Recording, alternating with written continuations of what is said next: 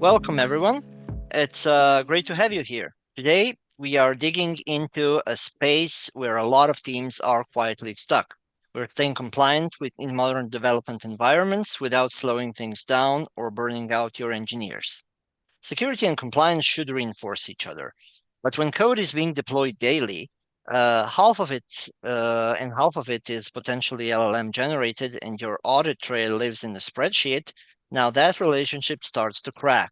So we'll unpack what standards like SOC 2, ISO 27001, GDPR actually ask for in terms of AppSec, and how teams can make it work when the traditional tooling and expectations simply don't match the way software is built today.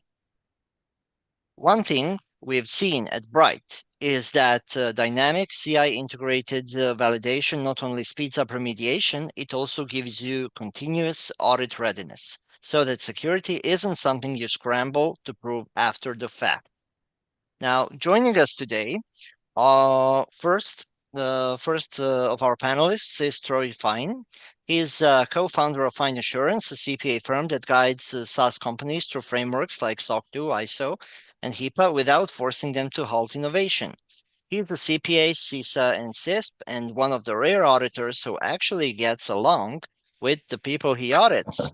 Now, so, Troy, when someone tells you they're basically compliant, what's your internal reaction? I mean, you see dozens of AppSec programs in audits. What's one thing that immediately makes you go, okay, these folks actually get it, or they don't get it?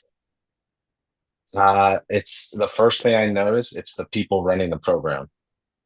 If you want the honest truth, like the background, the competency, do they invest in security and compliance? Do they have dedicated people? That to me is usually the first sign, right? Tone at the top uh, is also a big thing, right? So, like, do the people they report to, does the company care about security and integrate it into its culture, right? I think if you're doing that, that's 90% of the battle. Everything else usually falls into place once you have the right people running the program. They'll give you the resources, they'll give you the budget, they'll give you everything else you need to make the program successful. But without that, I usually think that that's you just become a paper, we're compliant on paper kind of company when you do that. When you don't do So that, basically, so basically, it's a preliminary audit at first sight. Is it? yes, after 15 years, yes, you can Yeah, pick up that yeah. up. There is Uh, there is that yeah, experience that we need to. Now, yeah, also with us, we got Nicholas Mui, who is CISO at Scrut Automation and venture partner at Tidal Ventures. He's built security programs for government and commercial organizations. He led strategy at Expedia and SmartBeer and now helps shape what modern GRC can look like when you start from a tech-native mindset. Now, Nick, same, different, small question for you for the beginning. If you could ban one phrase from compliance discussions forever, what would it be? I mean, you've Hmm. seen security from Yeah. both sides, Oh, strategy and ops. yeah. What If is it if that you if believe? I could ban one thing, it would totally be compliance first security. yes. Like, Care to elaborate? yeah, I think it is an unproductive kind of false sort of trade-off where it's saying like our choices are only doing compliance or security, and that somehow they're unrelated, mutually exclusive, and don't actually help each other or are interdependent. It just doesn't make any sense. It's like, do you want a car without wheels? Do you want a plane without wings? Like, I think you're gonna go build a security program.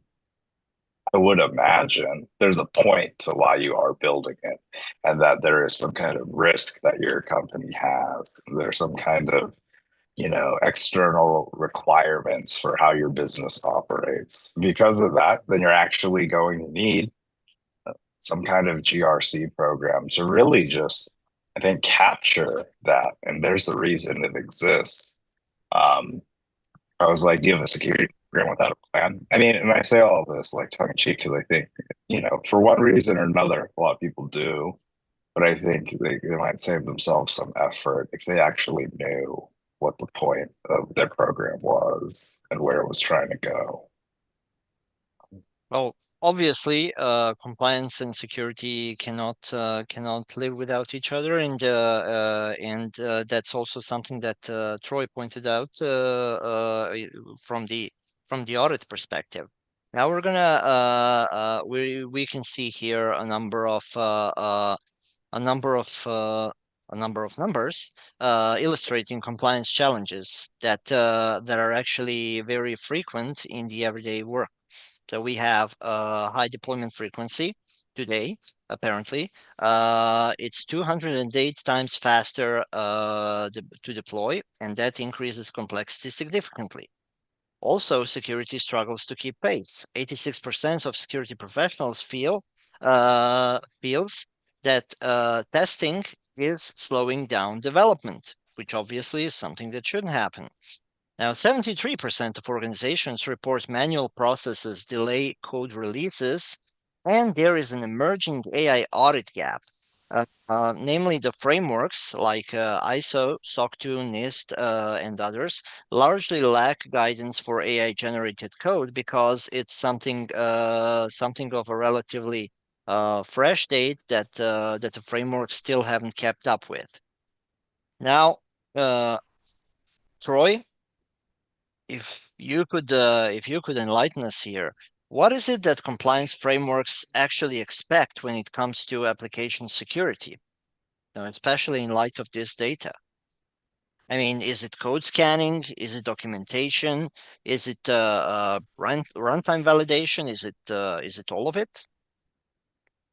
I would say yes, but I think it again, it kind of goes back to, I guess, the people running the program and their competency. I mean, if you look at SOC 2 in ISO 27001, it's never going to probably get to that specific level of a requirement, right? Like SOC 2 is definitely not getting there.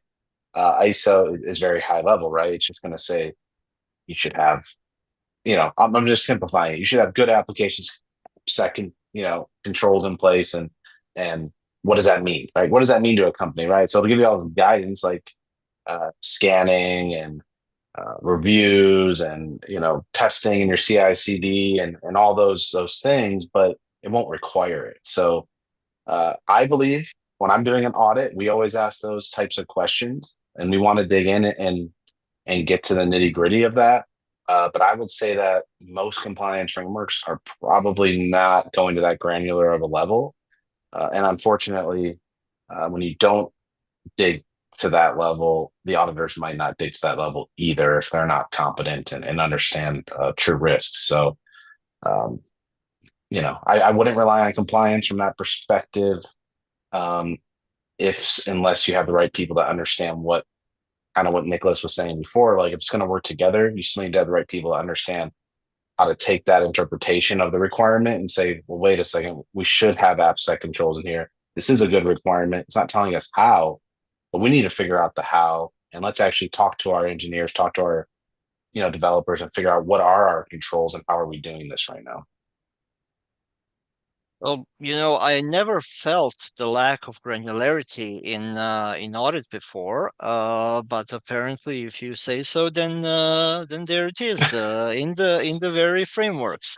So, I think Nicholas, since you are facing, no, I'm actually not gonna put Troy on trial for that here. I'm just gonna make and leave it as a comment to discuss at a later date. Now, Nicholas, you as a CISO of Scrut Automation, you have obviously encountered issues where the teams and companies are falling short. Is it about implementing the controls, or is it about proving they work? Where it is they feel that Scrut is helping them the most?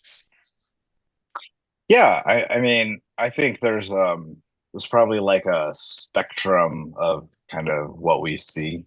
And at least and I wouldn't say I see 100% of that as the number of customers has grown, but there are going to be ones that are a lot more where their challenge is like uh, figuring out the how because their environments are more complex. So, these are bigger companies that have hundreds or maybe thousands of employees. And even though they are cloud native, I think how the controls are implemented is is challenging because they're having to keep up with the changes. Their engineering teams are working to adopt things like, building applications with LLMs. And it's actually, I guess for them, and just this is typical as companies grow, you have all the problems. You have both like, oh, how do we implement this control? And then what is the right way to demonstrate compliance versus like at the other end of the spectrum, for an early stage company that's much younger in its sort of existence, its entire company lives in like a cloud formation script in AWS and all their infrastructure is there. Um, there may be 20, 30, 40 people at that company. It's a little easier, I would say, because the environment hasn't grown so large. It's a little easier for people to kind of get together and be a little more definitive and say, like, this is what is here for this company, because only so much has been done. Only so much code has been written. Only so much infrastructure is in place. And especially if a lot of it is serverless and a lot of it is just mostly cloud configurations. I mean, which obviously matter and have all kinds of potential problems. Uh, I was just going to say on the granularity thing, it's just all relative. It just depends on which compliance frameworks you've had to deal with. If you're going from like even PCI, is such a pain because of its granularity and it's prescriptive. You don't have to defend Troy. He's perfectly capable of defending himself from my granularity charges. But since you did mention it, when we are talking about compliance as a code, is it really just a phrasing? Is it just marketing, or is it something that's actually achievable? What does compliance as a code even means to both of you? I mean, from different perspectives. No, No, no, no, Troy? no, no screenshots. That's what I've been told it means. Yeah, I think it's this concept of GRC engineering is kind of picking up a lot of speed lately. Automating your evidence collection, using code uh, to continuously monitor. If we can get to that level, obviously continuously is hard to do, right? But maybe daily running checks or something, right?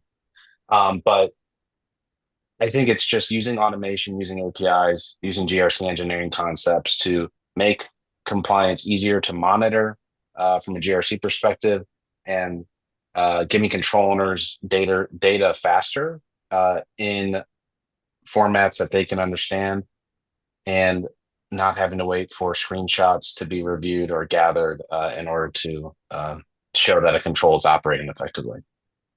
And that's precisely one of the domains where Nicholas and his startup come in. Nicholas, what is compliance as a code to you, and how do you go about it?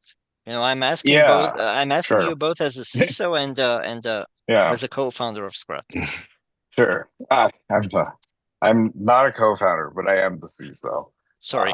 And No. early. I did join very early. No, but Okay. yeah. Um, let's see. I would say like for me, kind of as a CISO, it is what Troy said, where it's like we don't have to go manually collect this. The auditor is not coming back and saying like, you know, I need to go find XYZ. Someone on my team has to go like put the staff. We have to go get it from someone else.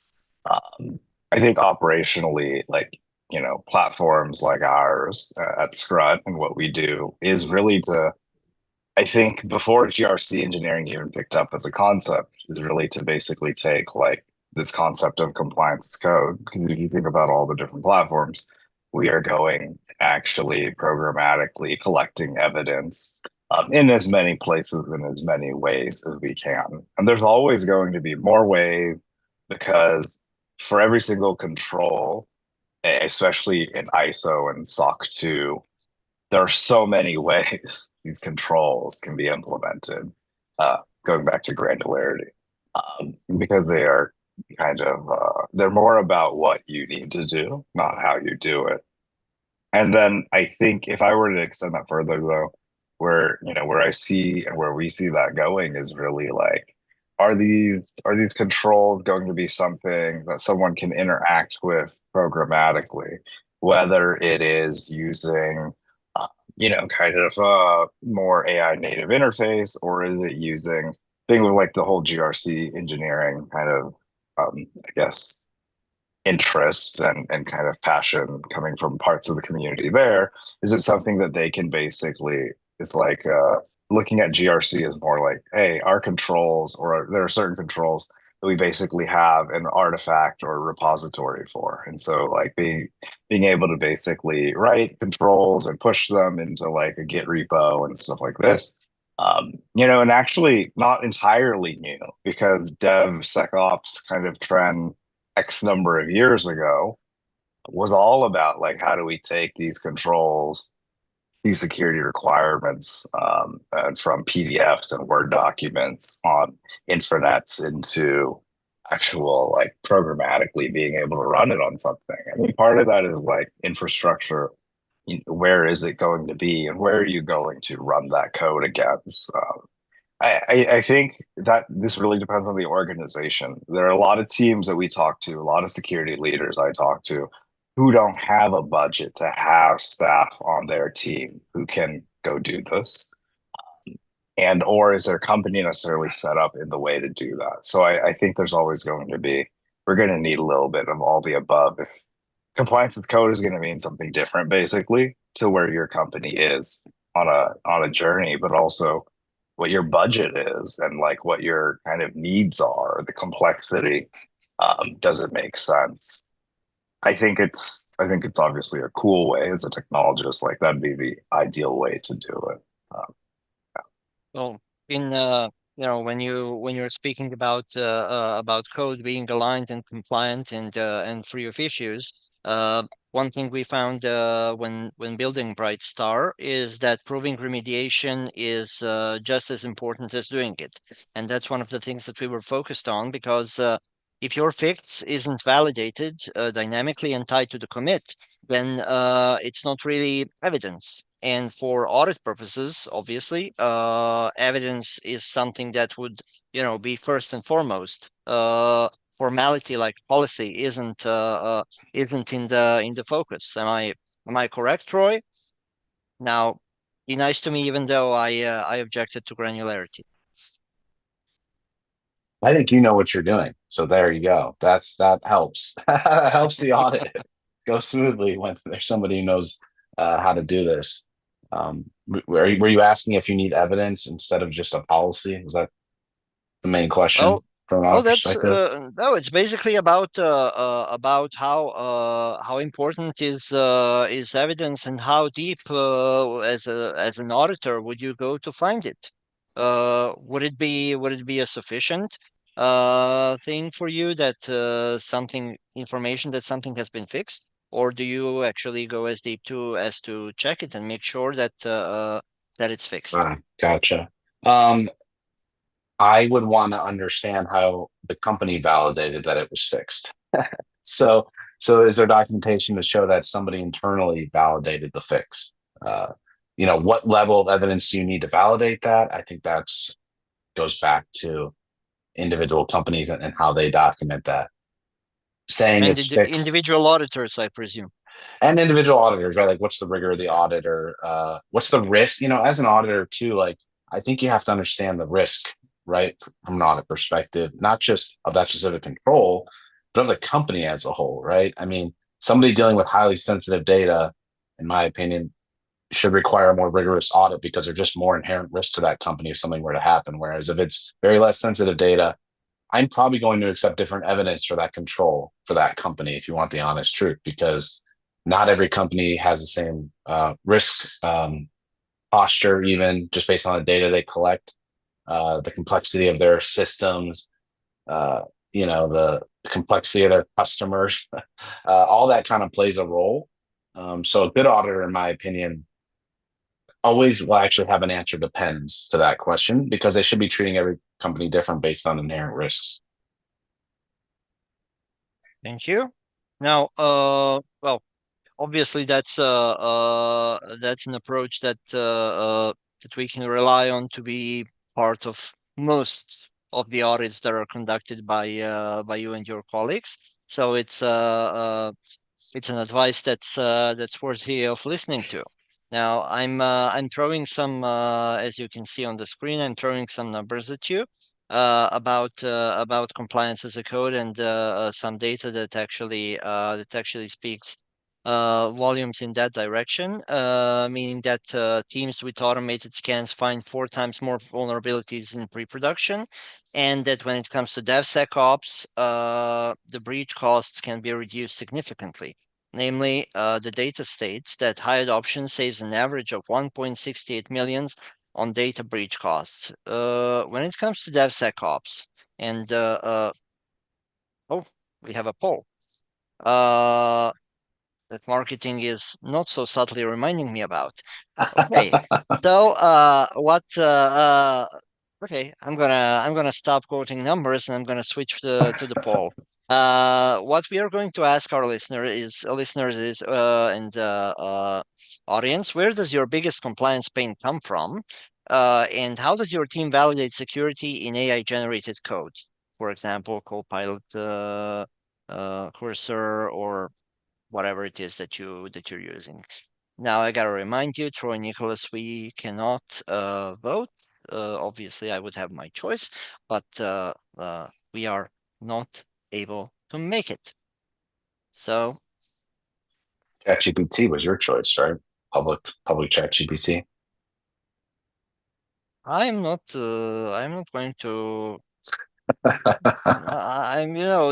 There are some amendments in the U.S. Constitution that will, I'm sure, help me not to respond to any explicit questions. This is something where I want to unbiased, extremely qualified professionals to jump in and help us discern the mystery of aligning compliance with application security.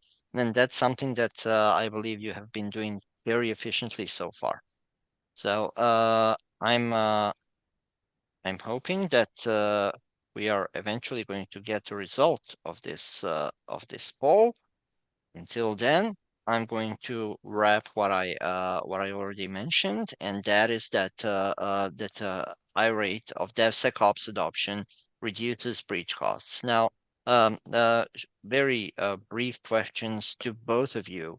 Uh, to Troy as an auditor, and to you, Nicholas, as a CISO, and someone who is well acquainted with the industry. How how relevant to the companies is DevSecOps today, and are they more keen or less keen to integrate it into their activities? Um, Do I have yeah, to call on no, someone, no, or yeah. or you Did I you you raise my you, hand? you It's can push Nicholas, please. Professor Loris.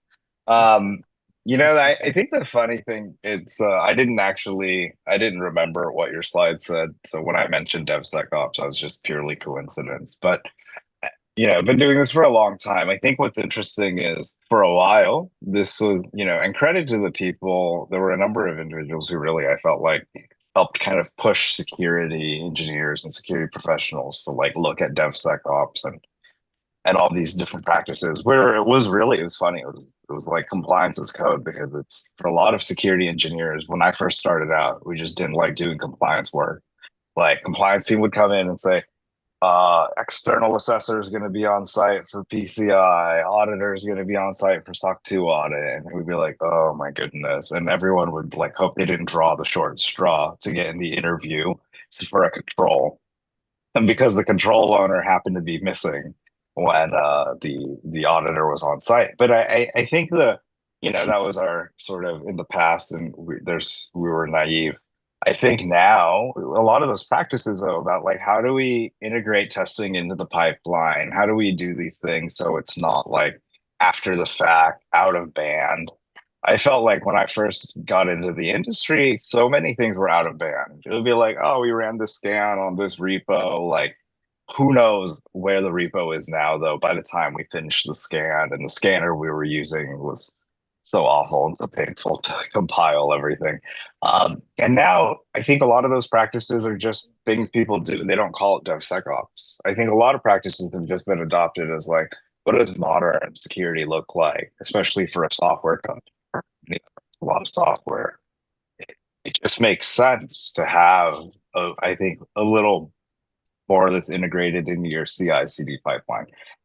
Obviously, the challenge comes up, and the engineers and DevOps manager, everyone will be like, "Of course, we want to integrate it in the CI/CD pipeline," and that's so much easier than it used to be, where it'd be like, putting together Jenkins with everything else. Now, the difference is, will the scans be gating for certain parts of the application, or maybe the ones that handle sensitive data? you know, and what is the threshold, and like, do you rely, and do the engineers and the security team both sort of align on like they trust the results they're getting out of those scanners, and obviously scanners are vary greatly in their sort of how do I put this, trust or by the engineers who are using them. Um, but I think, the more there are more people doing that now, it doesn't seem so controversial. And now it's just more about like, I think before, I mean, I have literal conversations. We'd go to a conference room, some very, very good, DevOps leader and their kind of DevOps team would be like, "You want us to do what? We don't think so. You're gonna slow down velocity." And they're like, "We're shipping around the clock because, bless CI/CD."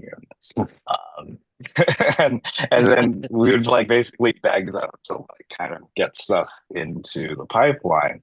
Now it's a little more like, no, no, we'll do it. And it's just more of like, but what do you count as like gating? When is it pass fail? What kind of, what is the scanner?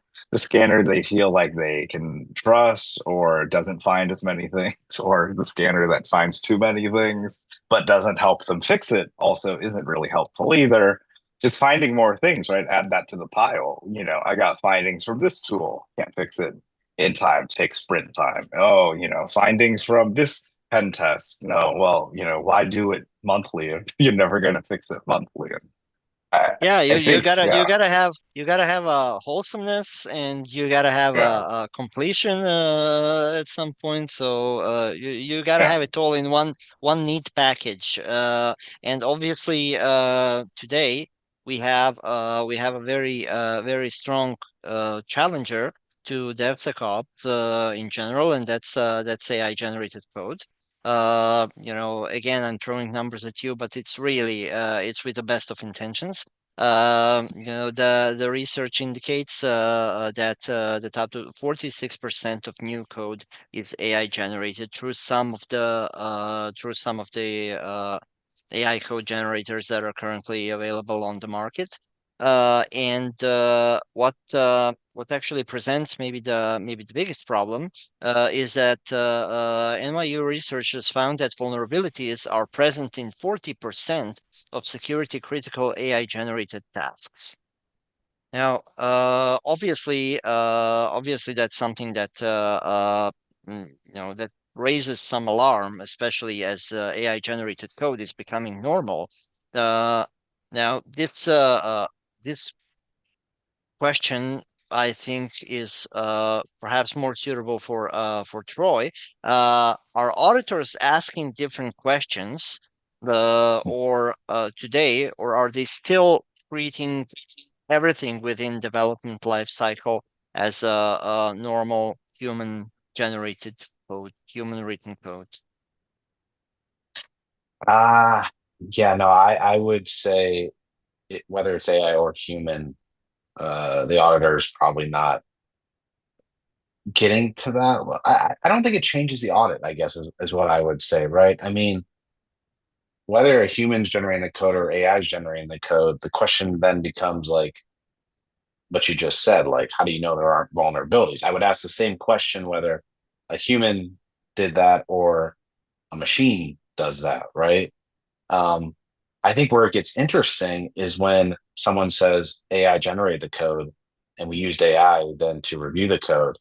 to make sure that there were no vulnerabilities, right? So AI is kind of reviewing AI, right? So then as an auditor, it's like what is the control, right? Like what happens when the AI identifies a vulnerability? Does a human review that? Does it get flagged? Uh, what are you doing with those vulnerabilities? But again, I would ask those same questions even if it was a human reviewing the code, right? So I don't think the concept of auditing or security, like questioning changes. I think it just goes back to the how. Like, do they understand how this works? How do they get trust over the AI? Uh, how are they changing it? Or how does it, if they do make changes, how are they ensuring those changes don't impact how the AI works? All those general questions still apply, in my opinion. So what I think the difference is, I think auditors are probably struggling with is to understand scope for an audit in terms of AI. Um, where is AI embedded in the application for customers to use, and then where is AI being embedded in internal controls? Are they getting to that level and digging there enough to understand the scope?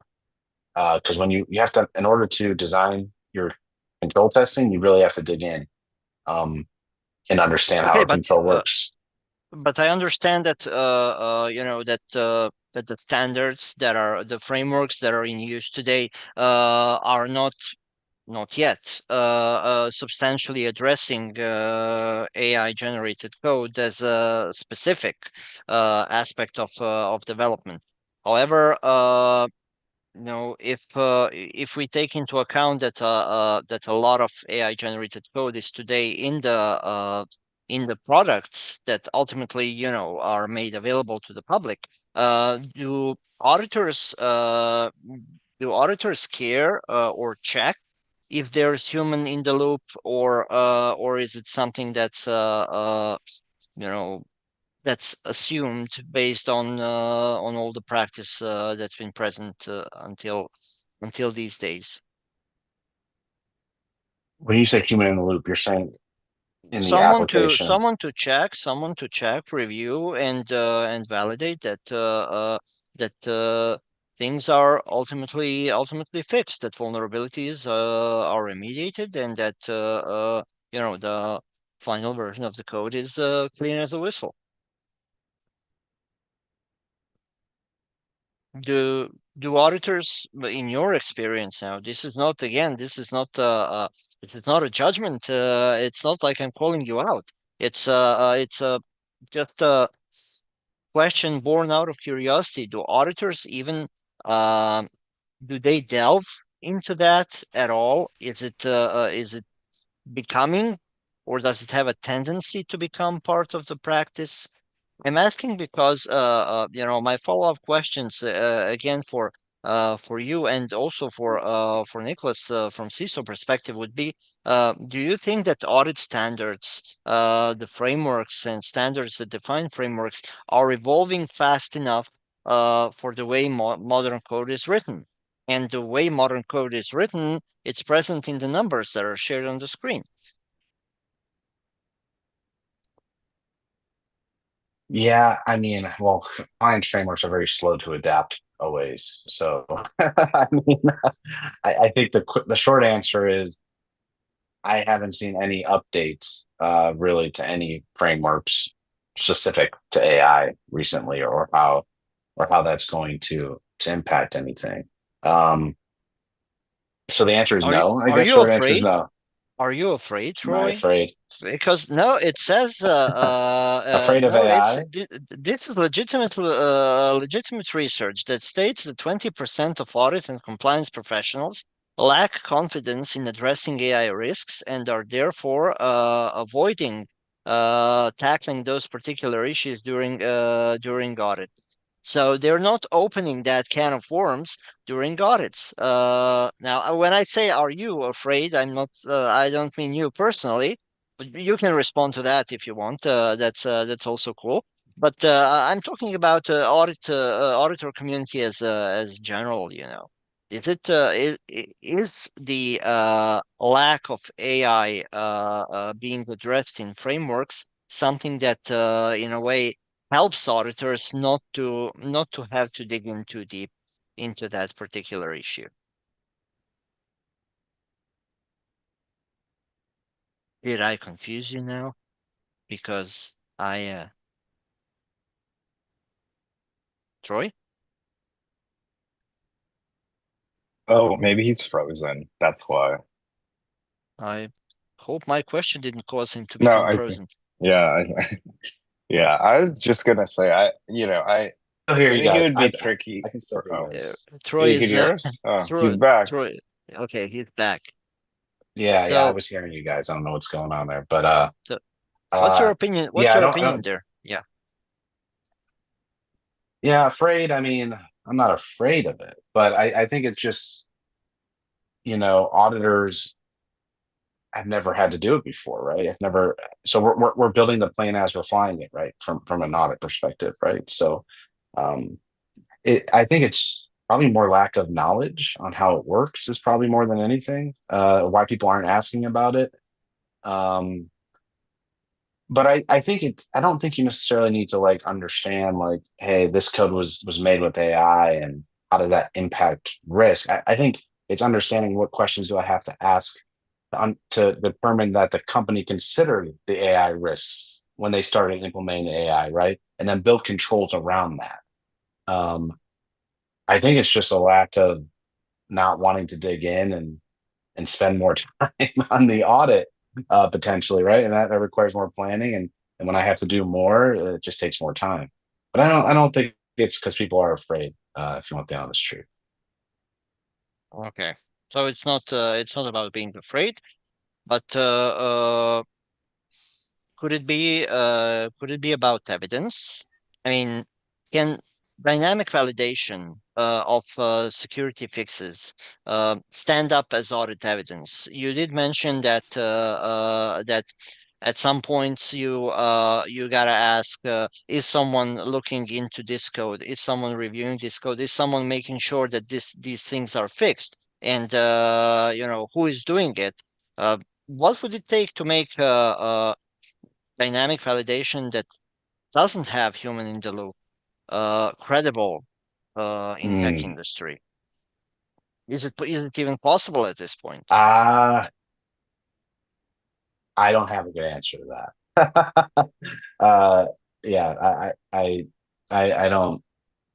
I don't have a good answer. I mean, I personally, like, just from my personal opinion, right? Like, as an auditor, I am skeptic by nature. Um, oh, there's some poll results that just showed up on my screen, but I am skeptic by nature. So I inherently want a human in the loop, no matter what the AI results are. Um, but that's my nature as an auditor, right? I have to be, have use professional skepticism, have a questioning mind. I'm not against not a human in the loop, but I'm going to ask a lot of questions during the audit. If there's no human in the loop, somebody has to design the control or process or understand what's going on, even if someone's not involved clicking a button to say, yeah, this is good to go and reviewing the AI. Somebody still had to build that internally and understand how that worked. So, yes, there can be controls without a human in the loop, uh, but it just comes down to what evidence would I need to show that. Yeah, that's But that's that's a question that's just going to evolve, I think, as we start to audit more. but ultimately, there's got to be a validation.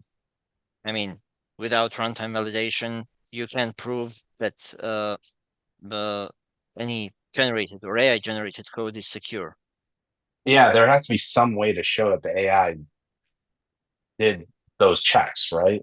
How you show that is a question for each company, but that's where good planning and good, uh, you have to sit down and have those control walkthroughs, right? When it's a new control, just like you would any other process.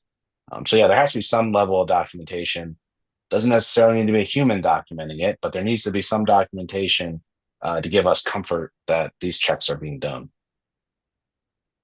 What do you think, Nicholas? Just before we delve into your perspective on the matter, let us just take a quick look at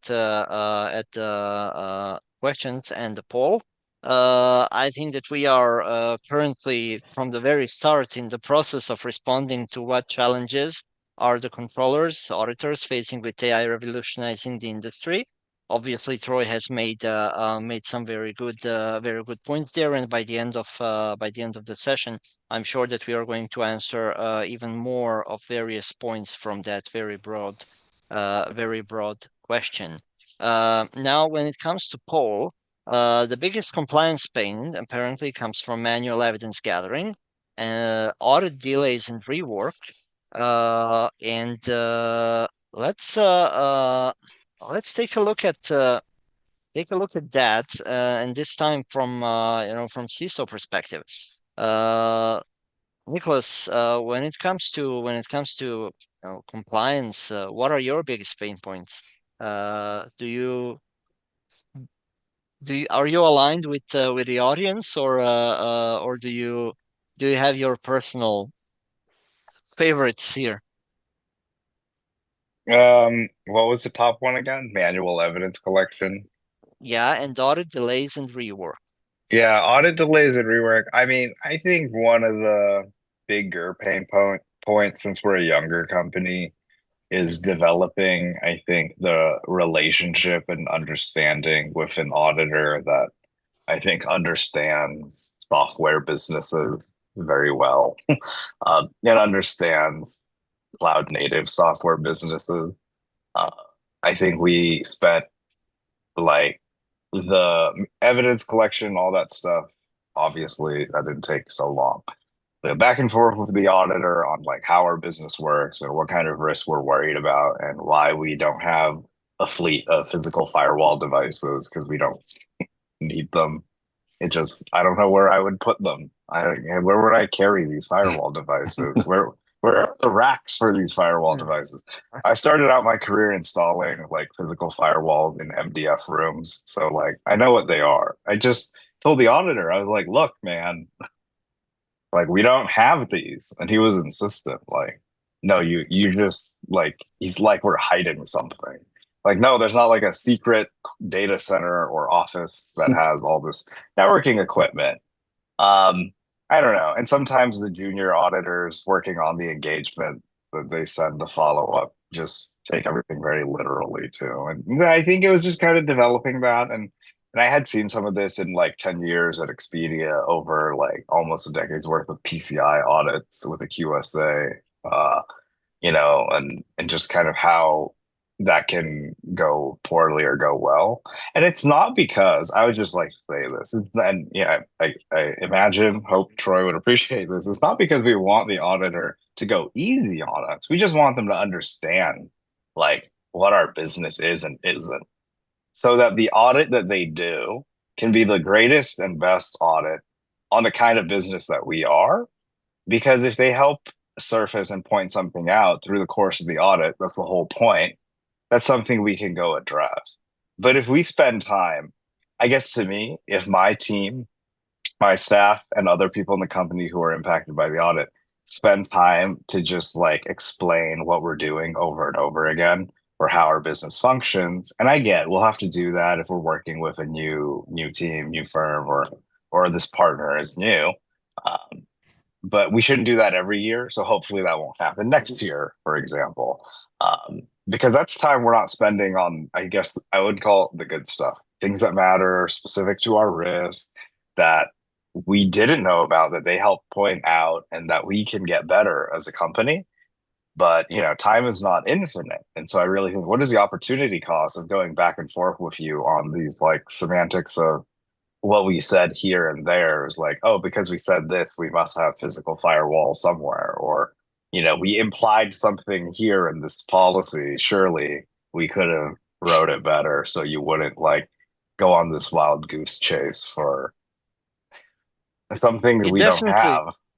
Listening to you, it definitely seems to me that we should leave a few minutes at the end of this session for Troy to give you his business card, because apparently you've had some run-ins which were highly debatable. Listening to you, I don't think I've had that bad an experience with well, I didn't have a good experience with auditors, but I don't think that I had that bad an experience.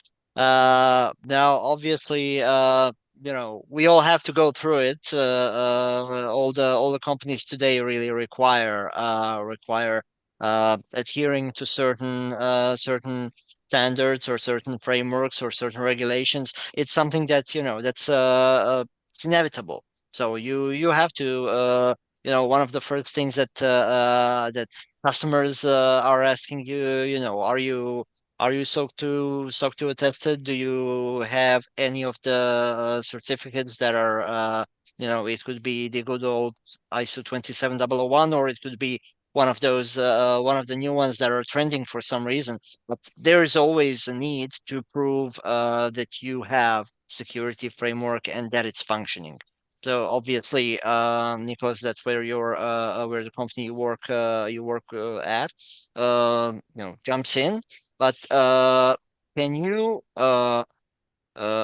tell us, Troy, because Nicholas obviously presented his challenges with auditors. Can you point out to us a few challenges that you are facing with the companies when you're auditing them for these frameworks? Because obviously uh, experiences probably vary from company to company, sector to sector, but uh, there's got to be some common denominator there. What challenges do I have from customers? You're putting me on the spot here. I hope my customers aren't listening. No, No, I try to make it. We're not asking questions like Nicholas said to a cloud native company, that's for sure. But I think the biggest challenge as an auditor you have is delay in getting evidence, right? So I think that's why a lot of uh, they don't have time to get the evidence. And that's why GRC platforms started getting developed and helping out to make that process easier for both parties. So I think that's definitely the biggest pain point from an auditor is just, you're trying to schedule your audits and the client's trying to give you things and either they don't give you those things or what they give you is wrong. And then you have to go kind of go back and forth. But, to echo kind of what Nicholas said is a good auditor knows when to like kind of challenge or push a little bit on certain things and other times understands like, hey, this is kind of a lower risk thing. I'm not going to push back on this. This is sufficient for what we're doing here. Like, let's move on to the more important controls. What do you do for AppSec, right? So, like, that I think a good auditor really has that understanding. Um, other challenges I think is just honestly, it's hard for me to answer that question because we try to only work with certain clients that want to work with no, don't us. worry. I'm gonna stop you right there because I don't want you to I don't want you to compromise yourself, No, and no, that's not the reason why I asked the question. Let's forget about that. I think you've shared enough, and even if your customers happen to be watching, I'm sure that they will believe that it doesn't concern them because they're perfect customers and do everything for auditors, like all of us believe that we are doing. And yes, obviously, yeah, and auditors are mostly villains, so they're not gonna feel hurt. That's just how the things go. Uh, I've definitely learned to have thick skin the last 15 years. there you go. Takes a lot to hurt me. So, see, Nicholas, business card after the show. Can you just give us a brief opinion on this when it comes to validating security in AI generated code or any code really? What's your favorite out of these three? Manual reviews, dynamic testing validation, or avoiding AI generated code completely? Now, I'm gonna go out on a limb before you even say anything, and I'm gonna say that the last one is really not becoming an option, especially as we go deeper and deeper into the AI enveloped world. So you can even ignore that, but then again, who knows? Maybe you would prefer it that way. No, I think that'd be crazy. It's you can't ignore it. Good luck, you know. Good luck. It just means like, do you want them taking parts of the repo off, into somewhere else so they can do it, or I mean, it's gonna happen. Um, I think, manual reviews can only go so far. Because it's just too much, right? Especially if you say, like, look, if I have one developer doing AI generated code, if I have 10 developers, if I have 50, and there's a spectrum of AI generated code too. There's people who are just trying to like vibe code their way to stuff, and it's great for prototyping and whatnot. So everyone's on Lovable and Replit and everything else. Great stuff happening out there, super exciting. And I see that really as like bringing more people in. Obviously, a lot of developers are using coding assistants and like, Cursor windsurfs and GitHub Copilot. I saw a crazy stat about just like, uh, I think Cursor's adoption at the expense of GitHub Copilot. But anyways, glad to not be in that business. Seems competitive right now. Um, but so I think some amount of dynamic kind of validation testing has to happen. But this goes back to just like all testing and security. You can test it more frequently, but is the change that you're testing, is the difference that you're testing, is the PR that you're testing, is it actually going? How long is it going to be there? Is it there? Did it actually make it there? Like, you have to be careful about what you test because if you test things that are never going to go anywhere because of where it is in the kind of life cycle of, the app, you could be putting a lot of effort into it, finding stuff, and then people are like, wait, why do I have to fix it? Because it's gone now. There's a tricky part where it's like we have to prioritize what they're fixing and make sure we give them the things we absolutely want fixed. And so there's like now it's like long-lived changes. And it just reminds me of like big lift and shift kind of migrations to AWS and GCP and Azure, where it was trying to teach the company was trying to learn where security was in between like infrastructure teams running bare metal servers and VMs in our data center when I was at Expedia, and then moving to AWS.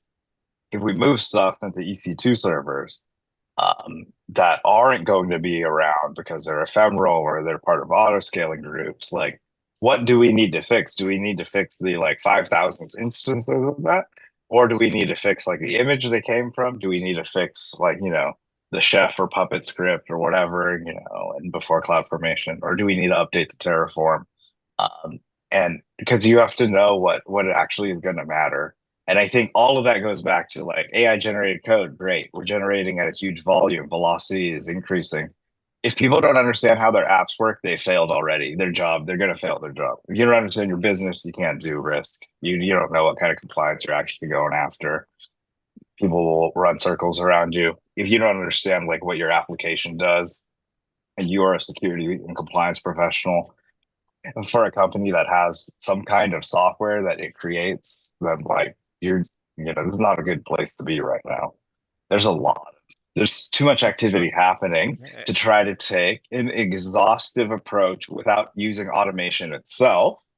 And then even if you use the automation, how do you prevent yourself from being overwhelmed by the results coming out of it? And so there's a lot of fun, interesting, I guess, ways to go about it. Depends on the patterns for your team too. I Yeah, think a lot of people that's true. assume all startups just like ship 24/7, shipping 5,000 times a day or whatever. That No, actually is not great. It doesn't work well if you do that necessarily just because you can. don't Startups bring can be out fast. Yeah. don't bring out those memories, Nicholas. Don't bring out those nightmares because obviously expectations from startups and people in startups are sky high. So let's not rehash Yeah.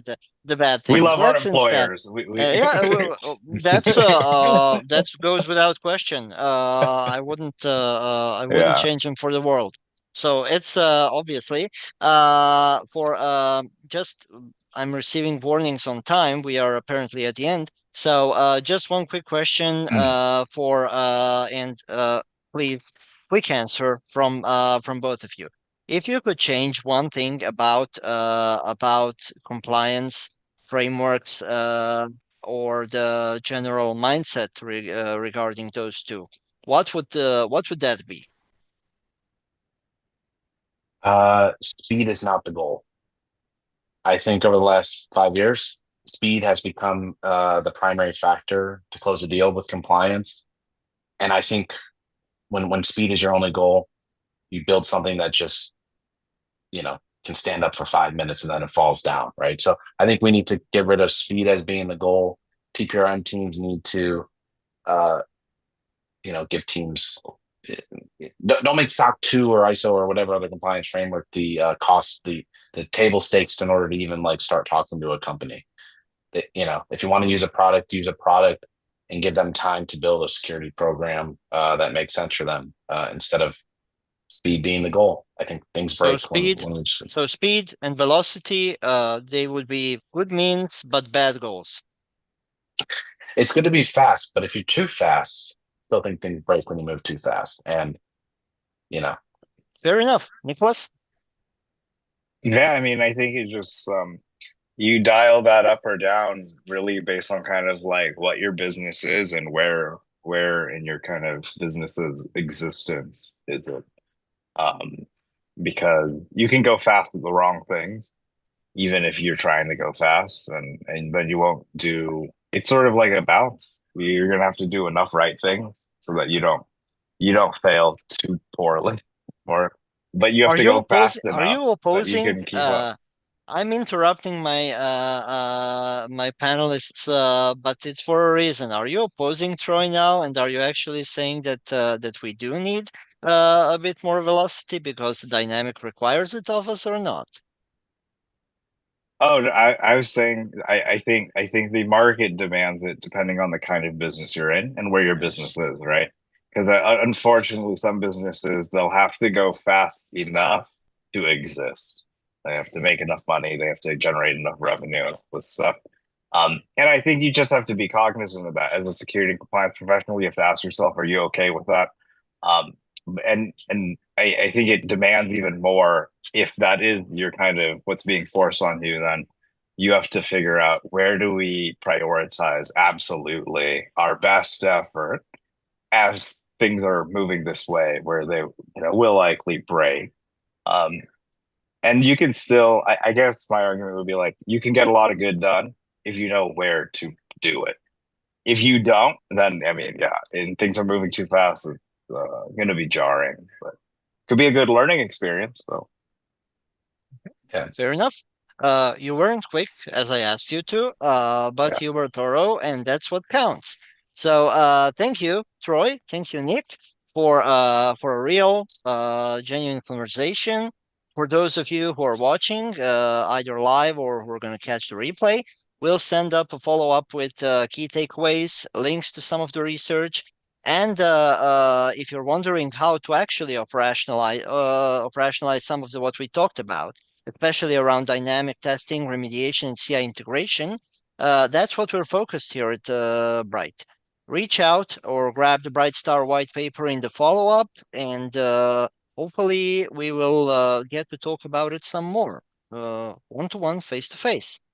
Thanks again for being here, and see you next time. It was great to be here. Thanks for having us on. yeah. Thank you. Good luck, guys. Thank you very much.